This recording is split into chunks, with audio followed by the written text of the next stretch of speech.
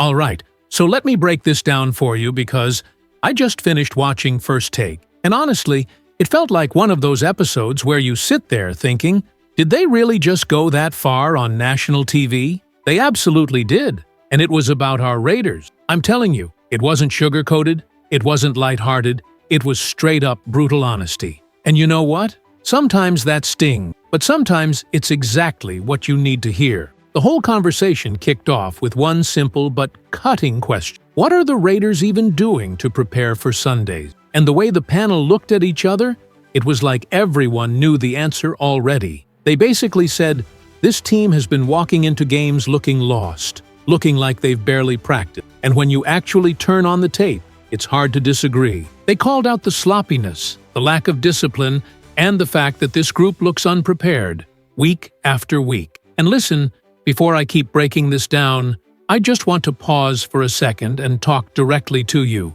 If you're rocking with me and enjoying these breakdowns, do me a huge favor. Hit that subscribe button.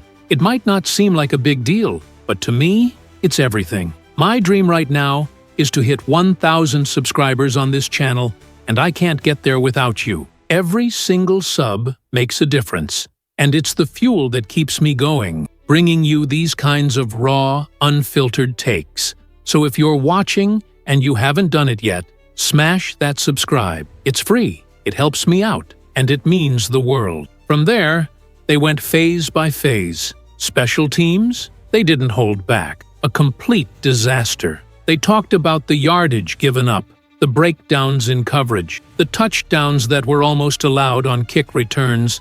Those are mistakes that bury you before you even have a chance to compete. And then, when they turned to the defense, the word of the day was execution. Or better yet, the lack of it. Missed tackles, no pressure, zero adjustment. They made it clear. Washington came in with a backup quarterback. Everyone in the league knew they were going to lean on the run game, and somehow the Raiders acted like they had no plan for that. And you know, once they got to the offense, it turned into an avalanche. They called it the biggest joke of all three phases. And this wasn't just about one bad outing. They made it clear this is a pattern, that it's starting to feel like the old McDaniels era all over again. Hearing that on national television was rough, because once you start being compared to that dark stretch, it says a lot about where things stand. The panel dug into the offensive line and really dropped the hammer. Geno Smith, they said, is on pace to be sacked 68 times this year. 68! They said that's not just bad, that's almost historic, like one of those stats you look back on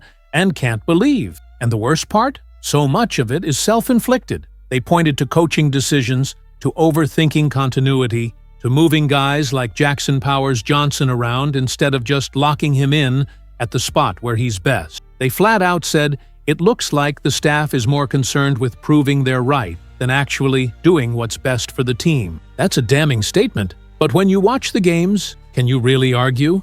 They even went after Brennan Carroll by name, wondering if this offensive line is regressing under his coaching. They reminded viewers how last year, when Powers Johnson was at center and Meredith was at guard, things worked. So why go away from that? They said it wasn't rocket science, just play the best guys where they belong. But instead, the Raiders are stuck in this cycle of stubborn choices that are leaving their quarterback exposed and the offense stuck in neutral. Now, they weren't only negative. They gave props to Trey Tucker, calling him one of the rare bright spots right now. They highlighted his speed, his ability to stretch defenses, the way he's been producing despite the chaos around him. But even that came with a caveat. What good is having weapons if your line can't block long enough for plays to develop? It's like having a sports car, but no tires. All that potential, and you can't even get it moving. Michael Mayer came up too, with the panel stressing that the Raiders need to be extremely careful with him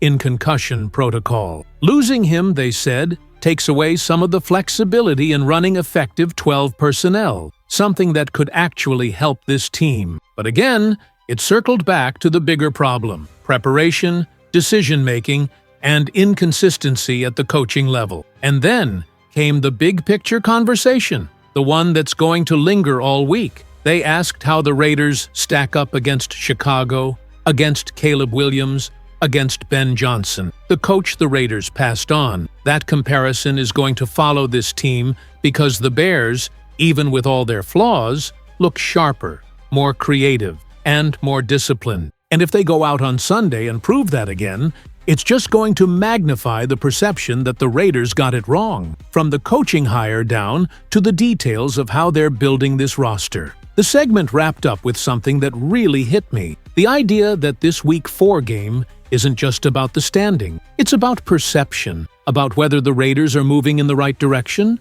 or if they're stuck in another spiral of mistakes and stubbornness. And that's the kind of commentary that cuts deeper than just X's and O's. I'll be honest with you, listening to all this unfold on First Take, you could feel the frustration in their voices, but also the truth behind it. Raider Nation, you know it as well as I do. This isn't good enough. And when national analysts are saying the same thing out loud, that should be a wake-up call, because at the end of the day, we deserve better.